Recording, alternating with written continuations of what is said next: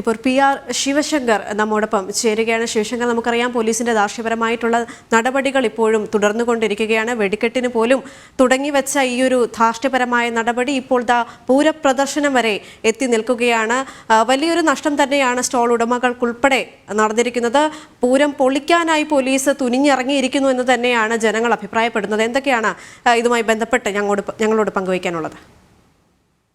ഞാൻ വിശ്വസിക്കുന്നത് ഇത് ഒരു പോലീസ് ഉദ്യോഗസ്ഥന്റെ നടപടിയോ അദ്ദേഹത്തിന്റെ ധാർഷ്ട്യമോ ആണെന്ന് ഞാൻ കാണുന്നില്ല.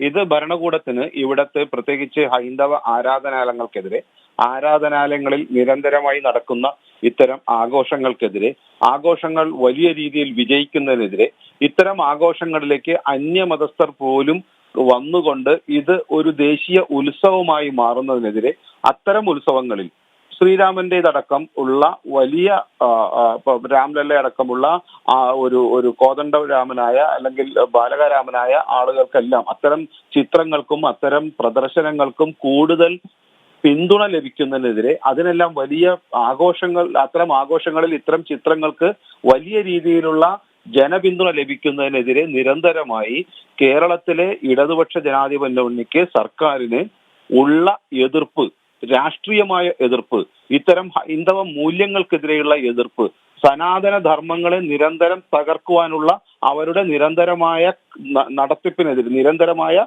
അവരുടെ ആവശ്യങ്ങൾക്ക് വേണ്ടിയിട്ട് അവർ ചെയ്യുന്ന ഏറ്റവും നീചമായ പ്രവൃത്തിയുടെ ഒരു ആദ്യഘട്ടമാണ് ഇതെന്ന് ഞാൻ വിശ്വസിക്കുന്നു. ഇത്തരം പ്രവർത്തനങ്ങളെ ഒരു സാധാരണ പോലീസുകാരന്റെ പ്രവൃത്തിയായോ അതല്ലെങ്കിൽ ഒരു വ്യക്തിയുടെ പ്രവൃത്തിയായോ ചൂണ്ടിക്കാണിക്കരുത്.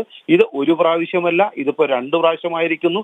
ഇത് ഒരു ക്ഷേത്രത്തിലല്ല, ഇത് പല ക്ഷേത്രങ്ങളിൽ, ശബരിമലയിൽ തൊട്ട് ഇതിപ്പോ പൂരത്തിന്റെ മുന്നിലേക്ക്, ഈ വടക്കുംനാഥന്റെ മുമ്പിലേക്ക് വരെ എത്തിയിരിക്കുന്നു.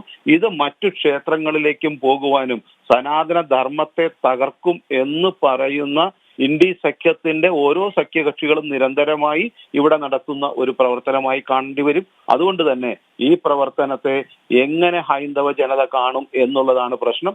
ഇതിനെ വെറും ഒരു പൂരം തടയലായോ അല്ലെങ്കിൽ വെടിക്കെട്ട് തടയലായോ അല്ല, ഇവിടത്തെ ഹൈന്ദവന്റെ അസ്മിത തകർക്കുവാനുള്ള, ഐഡന്റിറ്റി തകർക്കുവാനുള്ള ഒരു ശ്രമമാണ് ഇത് എന്ന് തന്നെയാണ് എന്റെ വിശ്വാസം. ഇതിനെതിരെയാണ് എല്ലാവരും, സനാതന ധർമ്മത്തിൽ വിശ്വസിക്കേണ്ട എല്ലാവരും, ജനാധിപത്യത്തിൽ വിശ്വസിക്കുന്ന എല്ലാവരും, മതേതരത്വത്തിൽ വിശ്വസിക്കേണ്ട ഒരു മതത്തിനും ഇവിടെ പ്രത്യേകിച്ച് യാതൊരു പിന്തുണയും നൽകില്ല എന്ന് പറഞ്ഞുകൊണ്ട്, പക്ഷേ എന്നാൽ ഒരു മതത്തെ മാത്രം തകർക്കുവാൻ ശ്രമിക്കുന്ന ഒരു ഭരണകൂടത്തിനെതിരെ എല്ലാ ജനവിഭാഗങ്ങളും ഒരുമിച്ച് എതിർക്കേണ്ട കാലഘട്ടമായിരിക്കുന്നു.